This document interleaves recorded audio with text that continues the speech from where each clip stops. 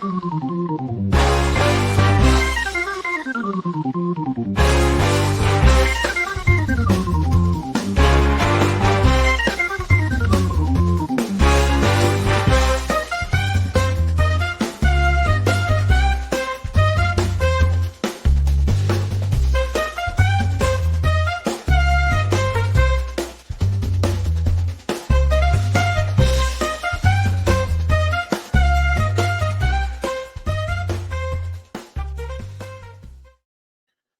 know, we talk a lot of times about the business of boxing and even the boxing of boxing. But recently, we've been talking a lot more about the branding of boxing. And that's what we're going to do a little bit more of this week, I think, is talk about all of it, actually. And of course, joining me again, as always, the lovely man from across the pond, the pugilist, if you will, Mr. Steve Swift. How you doing this week, buddy? Good day. I'm radiant as usual. Thank you so much. Just watch the football or soccer, as you would call it across the pond. Liverpool doing extremely well. So I'm very happy, as you can see. Well, that's very good. It's nice to know that you guys are doing well in a recess activity. That sounds a bit disgusting. I'm now going to practice my recess activity. So I'm going to shut the door while I do that. Don't listen to any sounds. Tremendous. So let's get right into this because we don't have a lot of time, but I want to pick your brain on this.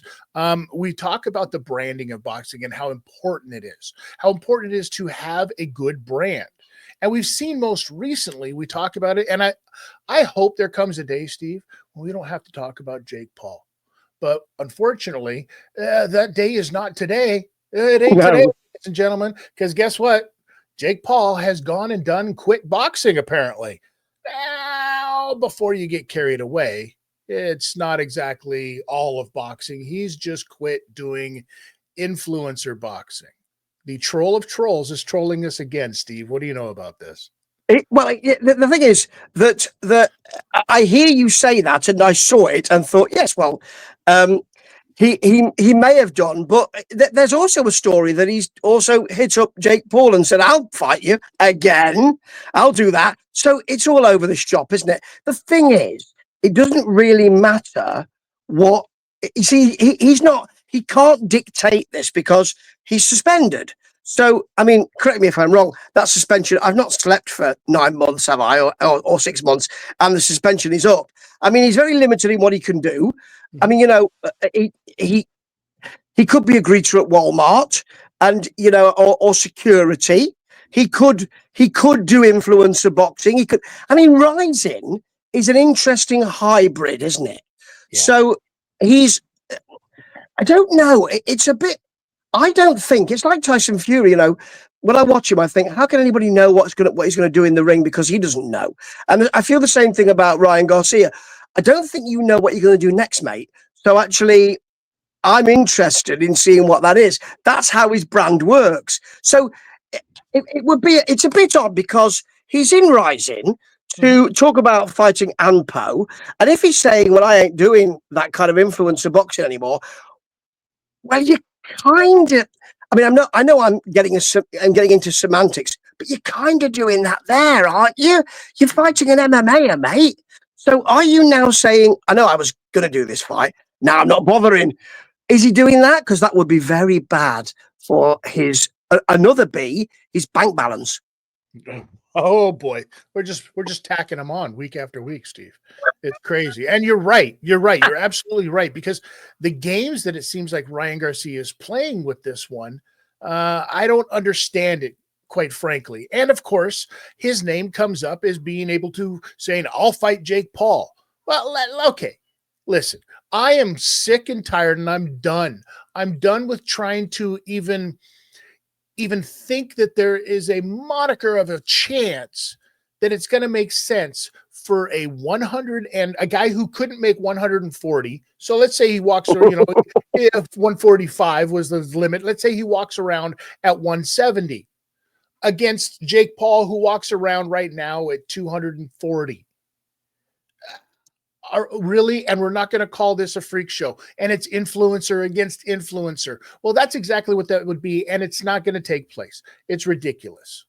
But the thing is that it is ridiculous. It bleeds into, me with my, my curmudgeonly legitimate boxing thing. We talked last week, and I hope you hit him up. I was waiting for you to hit him up. We talked about Mickey Rourke, and actually, neither of us said, that's a ridiculous idea. Please stop. We both said, that's interesting. That's how far we've got when we can say that Mickey Rourke is actually an interesting combatant for Jake Paul. That's how far we've got. There's a looking glass, and I think we're just about through it. I hope so. I hope so. So that we can talk about more important boxers. Now, speaking of which, let's talk Britain for a second. And I want to start with the heavyweight picture, as it were, because it looks like Eddie Hearn, as you've heard, has come out and said that he may have a couple of opponents for AJ. What do you know? The thing is that whenever I hear, because Eddie Hearn, I think, is a force for good in roll up type boxing. I mean, and he's a good matchmaker generally. I have a lot of time for the bloke. Really quite like his work, and I find him very entertaining. But the thing is, we've got to remember that, I think I said this a couple of weeks ago. AJ got knocked out so badly by Dubois that you've got to be careful who you are putting him in with next. So I think, if I remember rightly, correct me if I'm wrong, one of the names that was touted by Mr. Hearn was Daniel Dubois, wasn't it? Am I wrong? Yeah, this is exactly right. Yeah. Well, this is the thing. You don't want to say, right, he knocked you out badly last time. I tell you what, let's have another go, because maybe this time you'll actually find a different way of defeating him. Maybe you'll turn up this time. Now, I don't think that that's a good idea for a gentleman who probably needs to step back. And I think in my view, needs to step away completely, at least for quite some time. I don't think it's good to pitch him back in. I don't think it's good to suggest, that here's the business of boxing, and we'll tell you what's going to happen. And also, I don't think that people will really want that. So, because they've already seen it, it's definitive. And unless you are looking to hoover up the last bit of AJ's career from the mat, you really don't want to see that, do you? And I certainly don't want to see it, to be honest. No. And I mean, he's currently the number 5 guy? He's the number 5 guy. And nobody's even talking about, everybody's talking about the champion, the number 2 guy, and the number 3 guy. Everybody's talking about Usyk. Everybody's talking about Daniel Dubois now. And everybody's talking about Tyson Fury, but nobody's talking about Caballel. No. And Caballel is a guy that needs to have some recognition on his name, as far as I'm concerned. Because that is a dude. I mean, and granted, not getting in, he's probably the oldest, I think, in the division outside of Usyk. So there's another thing at heavyweight we're talking about. Just because George Foreman did it for, famously for so many years, his style kind of dictated to it, and the time dictated to it, right? Yeah. But you can't put Anthony Joshua in there with a guy like Caballel, because not enough people know who he is, and Caballel will do the same exact thing that Daniel Dubois did to him. It's unreal. Yeah. There's no winning side for Eddie Hearn there, because as you say, if he beats him up, you got beaten by who? And if he wins, who? So, there was something about Dubois. There is nothing about that at all. So I don't. No. He's got limited options, and in my view, he should be taking a bit more time. And what he should be saying to Eddie Hearn is, "Listen, I need another 6 months. I need another 6 months, and I can't make any decision yet." In today's always on society, always on, you're forced into making also bringing people in, so you get a bit of baiting going on.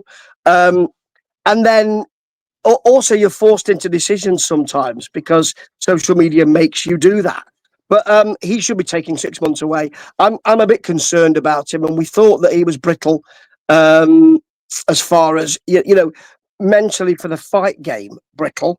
And I think he's been brittle in that way. I know you mentioned Andy Ruiz last week. I think he's been he's been mentally brittle since he won the title, to be honest, and being put down in that way. And of course, an extraordinary fight. But I think he's been brittle since then. And I think he just needs some time away. And I don't think there will be a large amount of people who will say, what a shit house. They'll do that, to quote Tyson Fury. He's a shit house, to quote Tyson Fury. But I think, it's not a very good impression, but it is all my own. I think that he should take some time. It's really important. And, I'd like to say to Eddie Hearn, I think he's a force for good in boxing, but he should just give him some time now.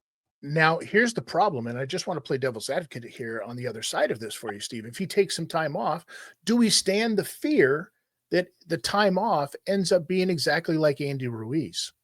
Because we know what that looked like when he came back most recently, and everybody was like, oh, he's even worse.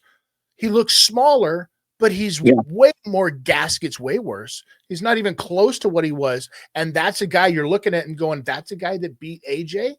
Now then, and AJ's got to be looking at that going, that's a guy that beat me. Where am I at? Right. Yeah. So, I mean, it's going to be interesting to see. I think that AJ shouldn't even look at the press, shouldn't talk to anybody until after the 21st of December, because I think that fight is really the fight with Fury and Usyk is really going to be the determining factor, because we all know the only fight that should be made right now, no matter what happens, is going to be AJ Fury. Okay. At the end of 2025.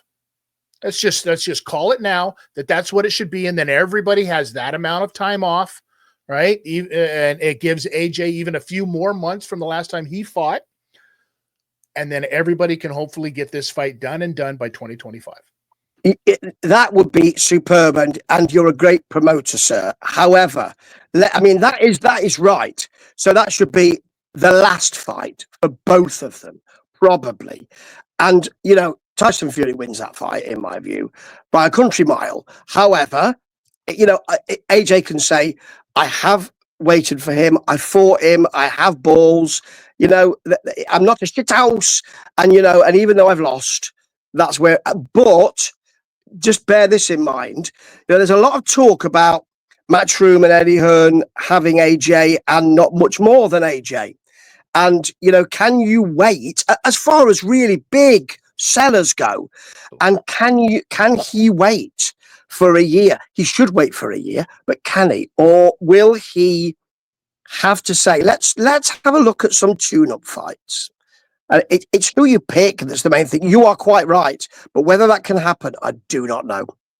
Because what we don't want to see is somebody who's in there when they don't want to be in there past the game. We just saw this. Since we're talking about British boxing, we're talking about Eddie Hearn. Eddie Hearn at the end of the fight yesterday, or on Saturday, as depending on when you're listening to this. Sonny Edwards.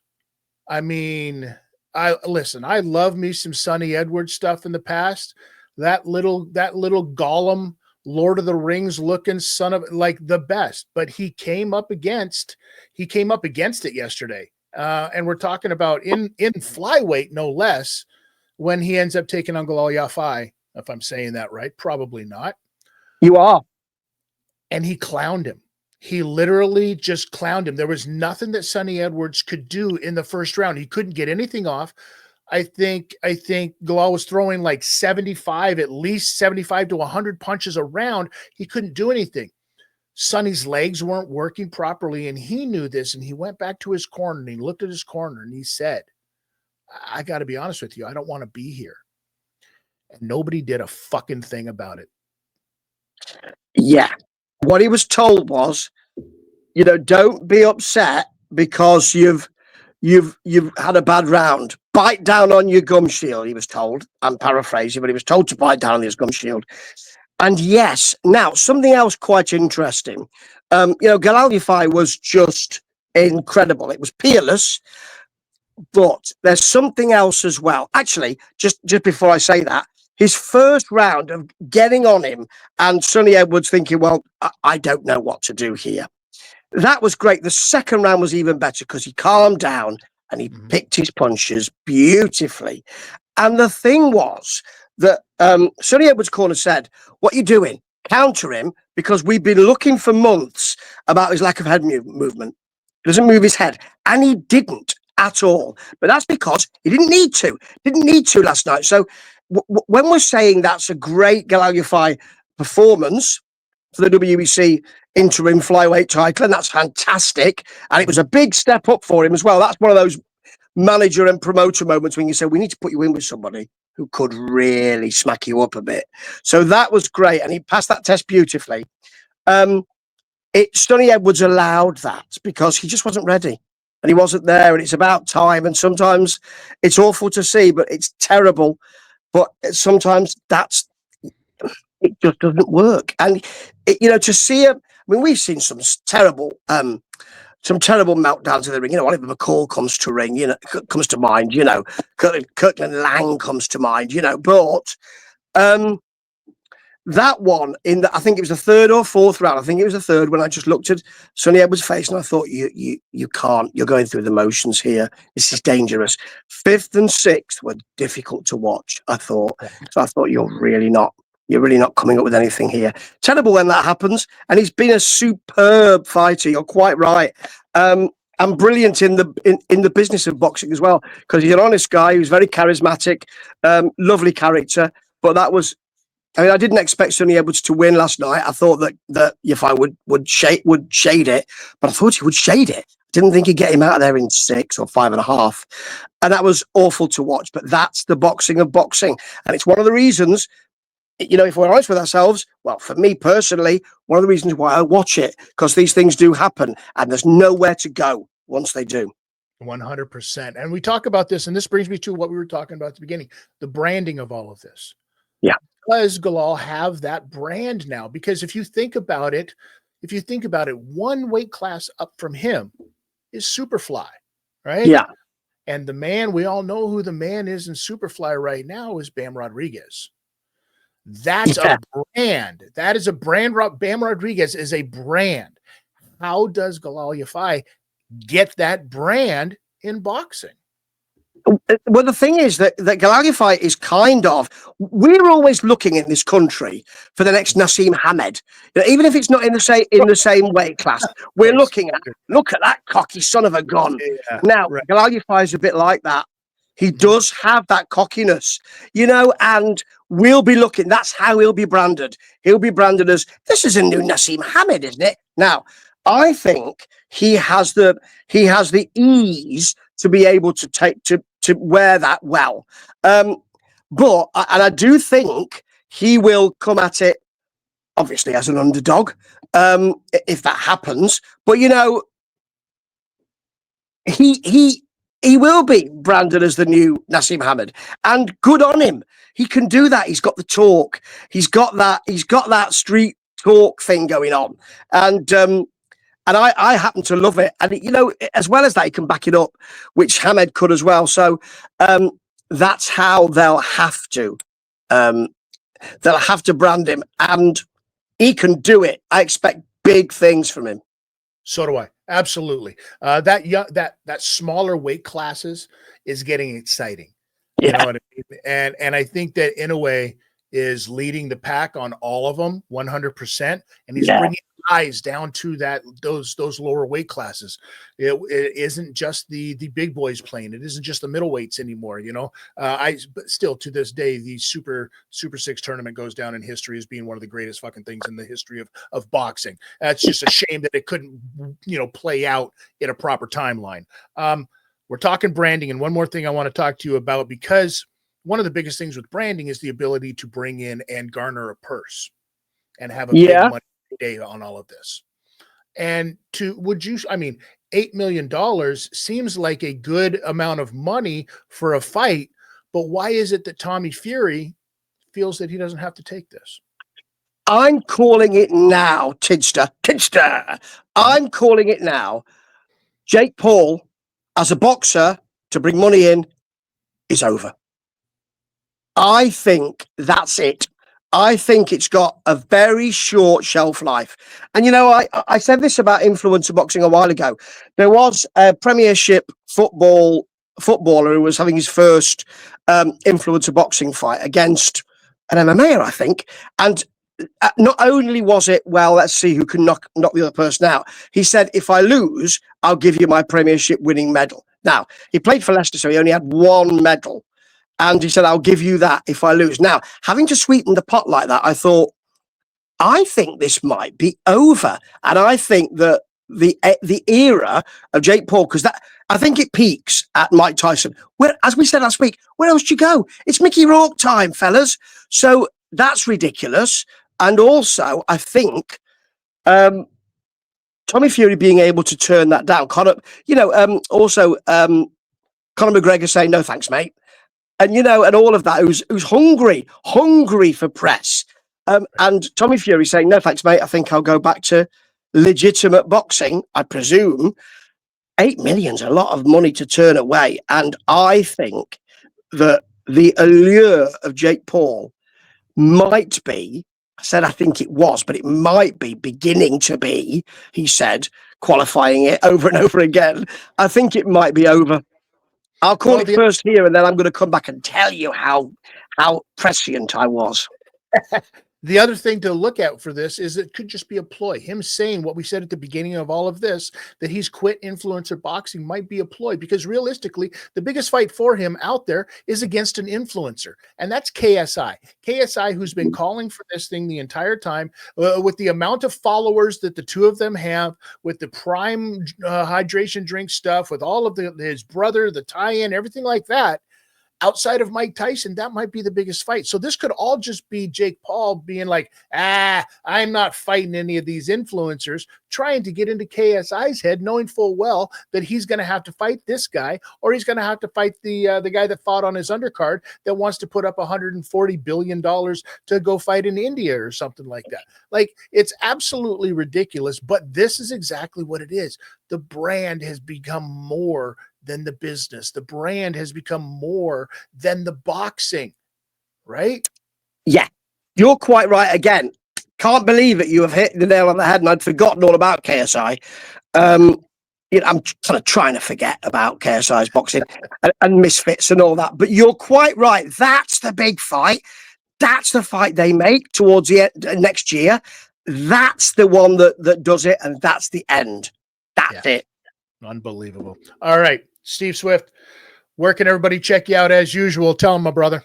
You can check me out on Will Weary Guy 1 at YouTube. On the YouTube, you can check me out on the Tick and the Talk. I think I'm Steve.Swift088 on that. You can find me on X or Twitter, either of those, and you can find me on Blue Sky. I've just joined Blue Sky, so you can find me on there as well. I'm Will Weary Guy anywhere I go, because that's how I feel with this branding of boxing nonsense. And of course, always, each and every week going forward, as many as we can of these things right here on The Law, where we ask the question, what's a work each and every day, each and every week of our lives, because we want to know. So thank you so much. Make sure you hit that subscribe button. We'll be right back to wrap all this up. Subscribe now for more content and combat sports discussions. This is the law. This is the law.